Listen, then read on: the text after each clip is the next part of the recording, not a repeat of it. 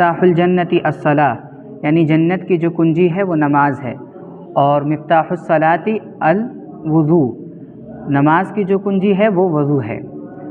تو جنت میں جانے کے لیے نماز کا ہونا ضروری ہے۔ کنجی ہونے کا مطلب یہ ہے کہ جنت میں جانے کے لیے نماز کا ہونا ضروری ہے، اور نماز کے صحیح ہونے کے لیے وضو کا ہونا ضروری ہے۔ تو آج ہم اور آپ وضو کے بارے میں جانیں گے۔ وضو کے فضائل تو بہت ہیں، لیکن چونکہ یہ مسائل کا سیشن ہے اسی لیے اس کے اندر ہم مسائل ہی کو جانیں گے۔ وضو کے فضائل کے حوالے سے ہمیں اور آپ کو معلوم ہے کہ حضرت بلال رضی اللہ تعالیٰ عنہ وہ واحد شخصیت ہیں کہ آپ صلی اللہ علیہ وسلم نے ان کے بارے میں فرمایا کہ جب بلال رضی اللہ تعالیٰ عنہ زمین پر چلتے ہیں تو ان کے پاؤں کی آواز جنت سے آتی ہے۔ تو ان سے ان کی فضیلت کے بارے میں پوچھا گیا کہ کون سا ایسا عمل ہے جس کی بنیاد پر اتنی بڑی فضیلت ہے کہ زمین پر چلتے ہیں تو جنت سے ان کے قدموں کی آواز آتی ہے؟ تو انہوں نے بتایا کہ میرا کچھ خاص عمل تو نہیں ہے، بس وضو ہے کہ میرا جب وضو ٹوٹ جاتا ہے تو میں وضو بنا لیتا ہوں۔ اور دوسری فضائل کے حوالے سے یہ بات بھی ہے کہ کل قیامت کے میدان میں امت مسلمہ کے جو ہیں وضو، امت مسلمہ کو اللہ کے رسول پہچان جائیں گے۔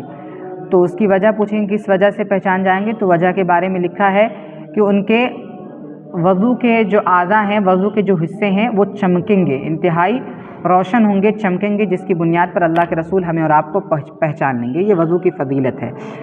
اور وضو کا مکمل طریقہ کیا ہے، جس میں سنت اور فرض اور مستحب سب داخل ہیں۔ یہ ہم میں سے ہر شخص کم زیادہ کم و بیش جانتا ہے کہ وضو پاک صاف اور اونچی جہاں پر بیٹھ کر کرنا چاہیے۔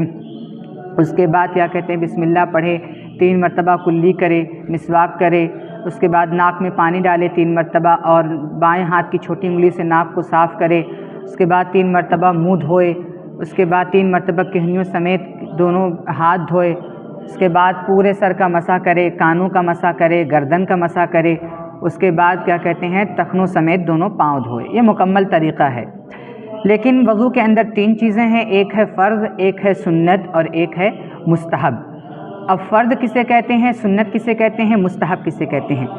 دیکھیے فرض تو ہر جگہ ایک ہی ہوتا ہے، سنت میں تھوڑا سا عدل بدل ہوتا ہے، کہیں جیسے نماز کی سنت اور الگ ہے، اور کیا کہتے ہیں وضو کی سنت الگ ہے، یا سنت مؤکدہ یا غیر مؤکدہ، کچھ اس میں ہے چیزیں، لیکن فرض ہر جگہ ایک ہوتا ہے۔ فرض کا مطلب یہ ہے کہ اگر وہ چھوٹ جائے تو وہ کام جس کا فرض تھا وہ کام بالکل ہی نہیں ہوگا۔ اب یہاں پر وضو ہے تو جو چیزیں وضو کے اندر فرض ہوں گی وہ چیزیں اگر چھوٹ جائیں گی تو وضو بالکل ہوگا ہی نہیں۔ دوسری چیز سنت ہے، سنت یعنی جس کے کرنے پر ثواب ملے گا، اور شریعت میں ان کے کرنے کی تاکید آئی، یعنی حکم دیا گیا کہ اس کو کیا جائے۔ لیکن اگر چھوٹ گیا کبھی تو ایسا نہیں کہ وضو نہیں ہوگا، بلکہ وضو ہو جائے گا۔ ہاں البتہ اگر کوئی شخص جان بوجھ کر کثرت سے سنت کو چھوڑے گا تو اس کو گناہ ملے گا، ایسا نہیں کہ چھوڑنے پر گناہ نہیں ملے گا۔ تیسری چیز ہے مستحب، جس سے کرنے پر ثواب ملے گا، اور شریعت میں اس کی تاکید بہت زیادہ نہیں آئی ہے، اور نہ کرنے پر گناہ نہیں ملے گا۔ تو ہمیں اور آپ کو جاننا ہے کون چیزیں فرض ہیں، کون سی چیزیں سنت ہیں، اور کون سی چیزیں مستحب ہیں۔ فرض 4 چیزیں ہیں صرف۔ فرض کیا کہتے ہیں، صرف 4 چیزیں۔ نمبر 1 پورے چہرے کا دھونا، پیشانی کے بالوں کے نیچے سے ٹھوڑی کے نیچے تک، اور ایک کان کی لو سے دوسرے کان کی لو تک، یہ حصہ چہرے کا دھلنا فرض ہے۔ اور دوسرا جو فرض ہے کہنیوں سمیت دونوں ہاتھ دھلنا، کہنیوں سمیت دونوں ہاتھ دھلنا، یعنی کہنی بھی ساتھ میں دھلنی چاہیے، کہنی کے نیچے نہیں ہونا چاہیے، کہنی دھلنے میں داخل ہے۔ تیسری چیز ہے چوتھائی سر کا مسح کرنا، یعنی سر کا 4 حصہ کیا جائے اور ایک حصہ جو ہوتا ہے وہ اس کا مسح کرنا فرض ہے۔ اور پورے سر کا مسح کرنا یہ سنت ہے، لیکن چوتھائی سر کا مسح کرنا یعنی تھوڑا سا حصہ یہ سنت ہے اور فرض ہے۔ اور چوتھا جو فرض ہے ٹخنوں سمیت دونوں پاؤں کا دھلنا۔ یہ 4 چیزیں ہیں جن کا دھلنا فرض ہے۔ ان میں سے اگر بال برابر بھی سوکھا رہ گیا تو وضو سرے سے ہوگا ہی نہیں۔ اس کے علاوہ جو چیزیں ہیں وہ یا تو سنت ہیں وہ یا تو مستحب ہیں، جیسے کیا کہتے ہیں کلی کرنا، ناک میں پانی ڈالنا، مسواک کرنا، اور کیا کہتے ہیں بسم اللہ پڑھنا، سارے سر کا مسح کرنا۔ سر کا 4 حصہ کیا جائے گا، ایک حصہ کا مسح کرنا یہ فرض ہے، اور پورے سر کا مسح کرنا یہ سنت ہے۔ اگر کوئی شخص تھوڑا سا مسح کر لے، ایک ہاتھ کے برابر کر لے، تو کیا کہتے ہیں وضو ہو جائے گا، لیکن سنت نہیں ہوگی۔ اسی طریقے سے جو 3 مرتبہ دھلا جاتا ہے یہ بھی سنت ہے، فرض نہیں ہے۔ اور کانوں کا جو مسح کیا جاتا ہے یہ بھی سنت ہے، اور کانوں کا مسح کرنا، گردن کا مسح کرنا، یہ سب سنت یا مستحب ہیں۔ اس کے علاوہ جو بھی چیزیں ہیں وہ یا تو سنت ہیں یا تو مستحب ہیں۔ اب مسائل آتے ہیں وضو کے کہ کیا کہتے ہیں، جیسے ترتیب. پہلی جو چیز مسئلے کے اندر ہے وہ ہے ترتیب، یعنی اگر کوئی شخص پہلے منہ دھلنے کے بجائے پہلے ہاتھ دھل لے یا پہلے پیر دھل لے یا پہلے مسح ہی کر لے تو ایسا کرنے سے وضو ہو جائے گا، چونکہ یہ ترتیب جو ہے وہ وضو کے اندر فرض نہیں ہے. 4 چیزیں ہی وضو کے اندر فرض ہیں جو اوپر آ چکی ہیں. اس کے علاوہ کسی بھی عمل سے کیا کہتے ہیں وضو ہو جائے گا. البتہ ترتیب جو ہے وہ یہ سنت ہے. جان بوجھ کر کوئی ایسا کرے گا اور کیا کہتے ہیں کثرت سے ایسا کرے گا تو اس کو گناہ ملے گا، لیکن وضو ہو جائے گا، وضو ہو جائے گا. اسی طریقے سے پے در پے عضو کو دھونا، یعنی ایک عضو کے سوکھنے سے پہلے، ایک حصے کے سوکھنے سے پہلے دوسرا حصہ دھلنا، یہ بھی سنت ہے، یہ بھی فرض نہیں ہے. یعنی لگاتار وضو کرنا، یہ نہیں کہ ایک ہاتھ دھل لیا جب وہ تک دوسرا دھل رہا ہے تب تک وہ سوکھ گیا، بیچ میں بیٹھ کر باتیں کرنے لگا، تو اس سے بھی وضو ہو جائے گا لیکن سنت ادا نہیں ہوگی. اور اگر ایسا جان بوجھ کر رہا ہے یا زیادہ کر رہا ہے تو اس کا گناہ ملے گا. تیسری چیز ہے کہ ہاتھ پر یا وضو کے اعضاء پر جتنا وضو کے اندر دھلنا فرض ہے ان جگہوں میں اگر کیا کہتے ہیں ایسی چیز لگی ہے جس سے پانی پہنچ نہیں سکتا، سرایت نہیں کر سکتا، جیسے مثال کے طور پر ناخنوں میں آٹا لگا ہوا ہے، لگ کر سوکھ گیا ہے تو اس کو اسی پر وضو کر لیا تو وضو نہیں ہوگا، چونکہ آٹے کے نیچے پانی نہیں پہنچ پائے گا. اسی طریقے سے نیل پالش جو ہوتی ہے عورتیں لگاتی ہیں، اس کے اندر بھی وضو نہیں ہوگا لگانے پر، چونکہ اس کے اندر پانی نہیں جائے گا. یا اس کے علاوہ اور بھی کوئی ایسی چیز ہو جو یا جس کے اندر یا تو چکناہٹ ہو جس کی وجہ سے پانی اوپر سے گزر جائے نہ جائے، جیسے تیل یا موبل وغیرہ ہاتھ میں لگا ہو، اس سے بھی وضو نہیں ہوگا. یا کوئی بھی ایسی چیز ہو جو لگ کر کے سوکھ جائے اور پانی نیچے جلد تک چمڑے تک نہ پہنچے، اس سے وضو نہیں ہوگا، اس کو چھڑا کر کے وضو کرنا ضروری ہے. اسی طریقے سے وضو کرنے کے اندر، وضو کرنے کے وقت میں کوئی حصہ سوکھا رہ گیا، کوئی حصہ ایڑی وغیرہ یا زیادہ تر ایسا ہوتا ہے ایڑی ٹخنوں کے نیچے ہی تھوڑا سا سوکھا باقی رہ جاتا ہے، یا کسی بھی جہاں سوکھا باقی رہ گیا اتفاق سے اور بعد میں دیکھا کہ یہاں سوکھا ہے تو اور ہاتھ اس کا گیلا تھا تو صرف ہاتھ پھیر لینے سے یا اسی جگہ کے باقیہ پانی سے اس کو بھگا لینے سے وضو نہیں ہوگا. یہ بہت لوگوں کے اندر بہت غلط فہمی ہے کہ سوکھا رہتا ہے وضو کر کے اٹھ جاتے ہیں، راستے میں پہنچتے ہیں دیکھتے ہیں سوکھا ہے تو ہاتھ سے بھگا لیتے ہیں. ایسا کرنے سے وضو نہیں ہوگا بلکہ وہاں پر پانی ڈالنا پڑے گا تبھی جا کر کے وضو ہوگا. یہ بہت زیادہ اہم مسئلہ ہے. اور اب اس کے بعد وہ مسائل آتے ہیں کہ کس صورت میں وضو کے اعضاء کو نہ بھگانا جائز ہے، وضو کے حصے کو چھوڑنا جائز ہے. کون سی ایسی صورتیں ہیں جس صورت میں، یعنی جو حصے جیسے ہاتھ کی انگلیوں سمیت ہاتھ اور چہرہ اور ٹخنوں سمیت دونوں پاؤں اور مسا، کون سی ایسی صورتیں ہیں جس میں ان کا چھوڑنا جائز ہے یا کچھ حصے کا چھوڑنا جائز ہے. پہلی یہ ہے کہ چوٹ لگی ہو، زخم ہو یا پٹی بندھی ہو، تو ایسی صورت میں اگر پٹی کا کھول کر کے دھونا زخم کو نقصان کرے گا تو ایسی صورت میں مسح کر لینا جائز ہے. اور اگر مسح بھی نقصان کرے گا تو مسح نہ کرنا بھی جائز ہے، ویسے ہی اس جگہ کو چھوڑ دینا جائز ہے، بقیہ جگہ کو دھو لیا جائے. البتہ اگر زخم جو ہے وہ کچھ حصے میں ہے اور پٹی جو ہے وہ زخم سے زائد حصے میں باندھی ہوئی ہے، زخم تھوڑے سے حصے میں اور پٹی جو باندھی ہوئی ہے وہ زیادہ تر حصے میں باندھی ہوئی ہے، تو اگر کیا کہتے ہیں پٹی کھولنے میں دقت نہ ہو، زیادہ دقت اور پریشانی نہ ہو تو ایسی صورت میں پٹی کو کھول کر کے جہاں زخم نہیں ہے وہاں دھلنا ضروری ہوگا. ہاں البتہ اگر پٹی کھول کر کے پھر سے باندھے گا تو اس میں بڑی دقت ہے، بڑی پریشانی ہے، تو اس کے اوپر مسح کر لینا بھی درست ہے. اسی طریقے سے ہاتھ پیر ٹوٹ جانے پر پہلے زمانے میں تو بانس کی کھپچیاں لگتی تھیں اور آج کے زمانے میں پلاسٹر، دونوں کا وہی ایک ہی حکم ہے، دونوں کا ایک ہی حکم ہے کہ اوپر سے مسح کیا جائے گا. ایسا نہیں ہے کہ کسی کا پاؤں ٹوٹ گیا اور پلاسٹر لگ گیا تو اب وضو کیسے کرے گا، نماز نہیں پڑھے گا، اس کی اجازت نہیں ہے، بلکہ وضو کرے گا. اور وضو ہی نہیں بلکہ اگر اس کے اوپر غسل فرض ہو گیا، نہانا اس کو ہے، غسل کرنا ہے، تب بھی ایسا نہیں ہے کہ وہ پلاسٹر لگنے کی وجہ سے وہ ناپاک ہے نہیں پڑھ پائے گا نماز، نہیں، بلکہ نہائے گا اور پلاسٹر کی جہاں پر مسح کرے گا اور اس کا غسل ہو جائے گا، نماز پڑھنی پڑے گی.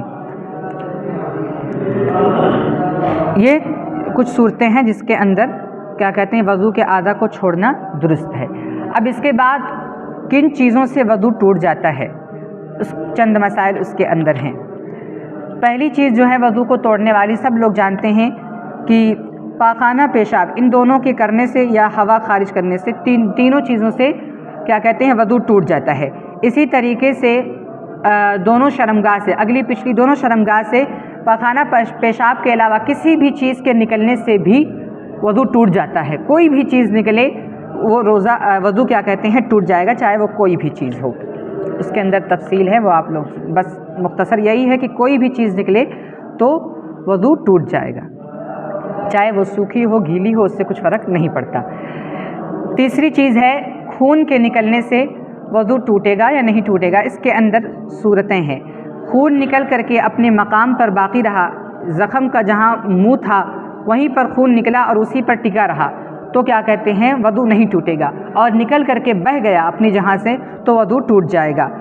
اور اسی طریقے سے خون نکلا لیکن ایسی جہاں نکلا جس کو غسل میں نہیں دھلا جاتا ہے، جس کو غسل میں نہیں دھلا جاتا ہے تب بھی وضو نہیں ٹوٹے گا۔ مثال کے طور پر آنکھ کے اندر کوئی دانہ نکلا، پھوڑیاں نکلی اور وہ ٹوٹ گئی، آنکھ کے اندر ہی اس کا خون رہا، آنکھ سے باہر نہیں نکلا تو وضو نہیں ٹوٹے گا، چونکہ آنکھ کے اندرونی حصے کا دھلنا یہ غسل میں فرض نہیں ہے، نہ غسل میں فرض ہے نہ وضو میں فرض ہے، دونوں جگہوں میں فرض نہیں ہے۔ تو خون نکل کر ایسی جہاں بہے جہاں غسل کے اندر دھلنا فرض ہے تب وضو ٹوٹ جاتا ہے۔ اگر وہ حصہ جو ہے غسل کے اندر دھلنا اس کا فرض نہیں ہے تو ایسی صورت میں وضو نہیں ٹوٹے گا۔ اسی طریقے سے کان جو ہے بالکل ظاہری حصہ دھلا جاتا ہے وضو کے اندر، اب کان کے اندر پردے کے پاس کیا کہتے ہیں پھوڑا نکلا تھا اور وہ پھوٹ گیا، خون کا احساس ہوا کہ کان میں گیا ہے، خون بہہ رہا ہے تو بھی وضو نہیں ٹوٹے گا، البتہ اگر کان کے باہری حصے میں ہے تو وضو ٹوٹ جائے گا۔ اسی طریقے سے خون جو ہے وہ پتلا ہونا چاہیے، یعنی بہنے والا ہونا چاہیے تبھی وضو ٹوٹے گا۔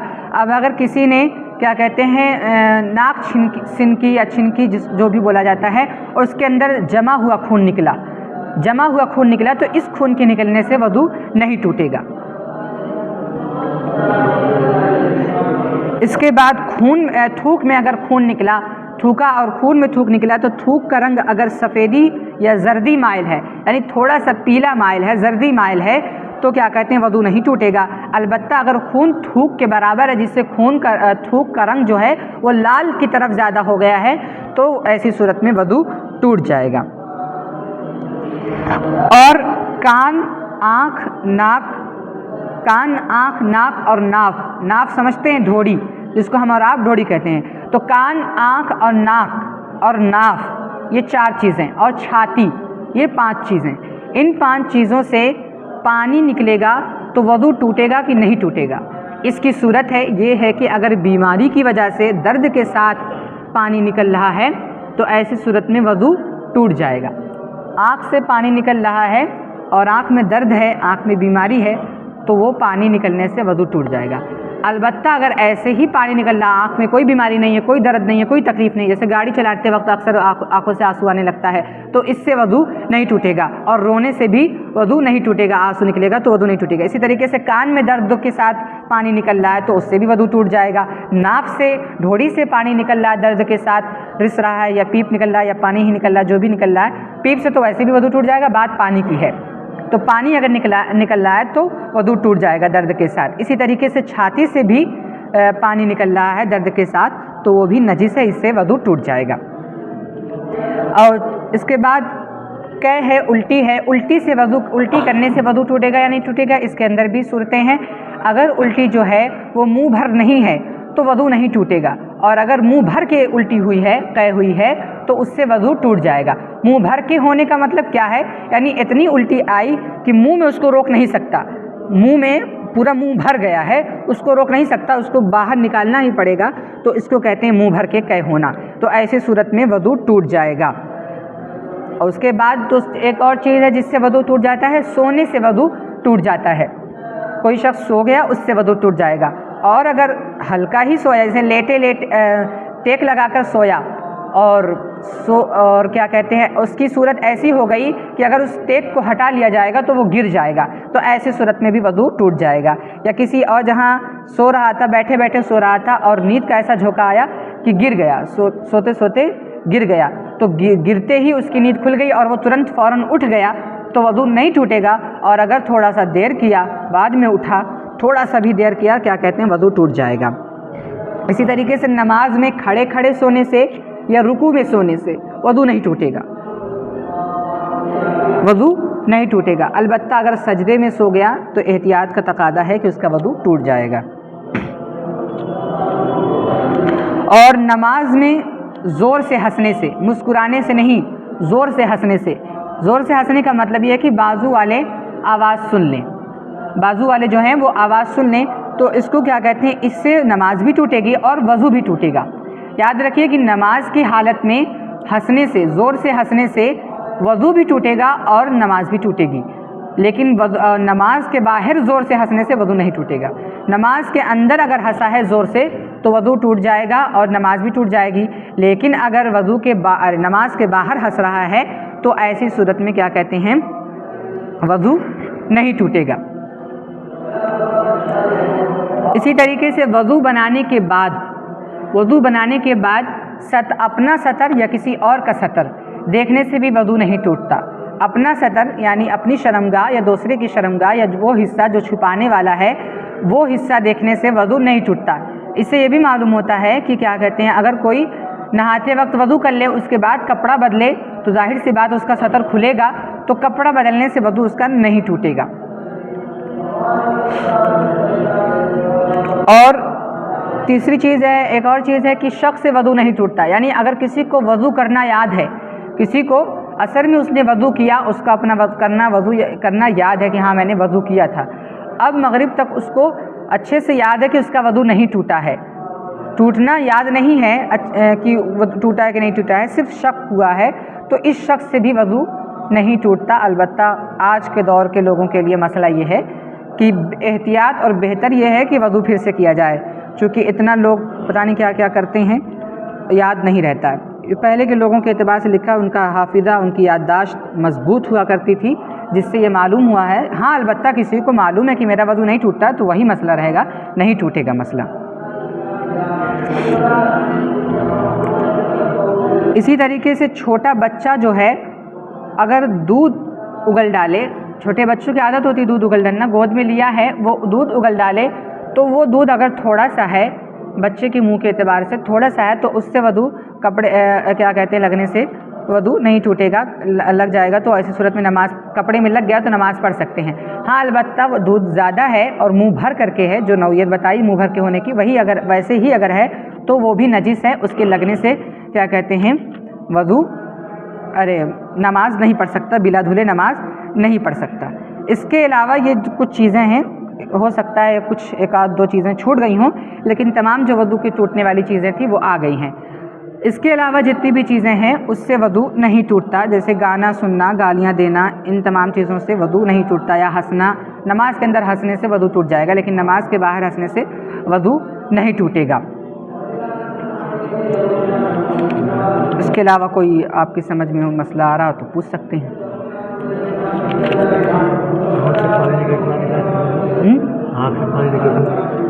وہی ہے کہ آنکھ میں اگر درد ہے، تکلیف ہے، بیماری کی وجہ سے پانی نکل رہا ہے تو وضو ٹوٹ جائے گا، البتہ اگر ایسے ہی آنسو نکل رہا ہے تو وضو نہیں ٹوٹے گا، جیسے راستے میں گاڑی پہ جانے سے آنسو نکلنے لگتا ہے یا رونے کی وجہ سے آنسو نکلتا ہے تو اس سے وضو نہیں ٹوٹے گا۔ البتہ اگر بیماری کی وجہ سے آنکھ دکھ رہی ہے، دکھنے کی وجہ سے پانی رس رہا ہے تو اس سے وضو ٹوٹ جائے گا، نکلنے سے، باہر نکلنے سے ٹوٹ جائے گا، آنکھ اندر ہی اندر ہے تو نہیں ٹوٹے گا۔